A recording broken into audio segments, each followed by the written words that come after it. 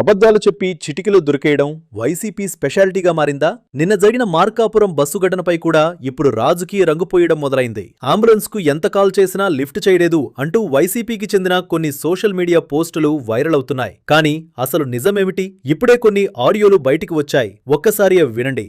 నమస్తే, 108 medical emergency ఉందా అండి? ఇక్కడ Chandu travels bus tipper lorry ఇక్కడ ఢీ కొట్టుకున్నాయి. ఆల్రెడీ ఫోన్ చేసాం, ఒక అంబులెన్స్ వచ్చింది, ఫుల్ అయిపోయి తీసుకెళ్లారు. ఇంకో అంబులెన్స్ కావాలి సార్. ఇంకో 2 అంబులెన్స్లు వస్తున్నాయండి. మార్కాపురం అంబులెన్స్ తో పాటు తర్లుబాడు అంబులెన్స్, అంబులెన్స్ వస్తున్నాయండి.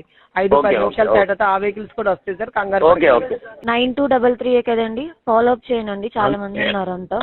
ఓకే, ఐడి నోట్ చేసుకోనండి ఎంటీ గారు. Okay madam. వెహికల్ నెంబర్ 770 కదా? అవును మేడం. ఐడి నోట్ చేసుకోండి. 1471 7219. అంబులెన్స్ కు ఫోన్ చేసినప్పుడు కస్టమర్ సర్వీస్ ఇచ్చిన సమాధానం చూస్తే అసలు విషయమేంటో క్లియర్ గా అర్థమవుతుంది. ఇప్పుడు మీరు చెప్పండి, ఇలాంటి ఘటనలపై కూడా ఇలా ప్రచారం చేయడం సరైందా? ఇది నిజంగా ప్రజల కోసం చేస్తున్న రాజకీయమా, లేక ప్రజలను తప్పుదోవ పట్టించే ప్రయత్నమా? మీ అభిప్రాయం కామెంట్స్ లో తప్పకుండా చెప్పండి.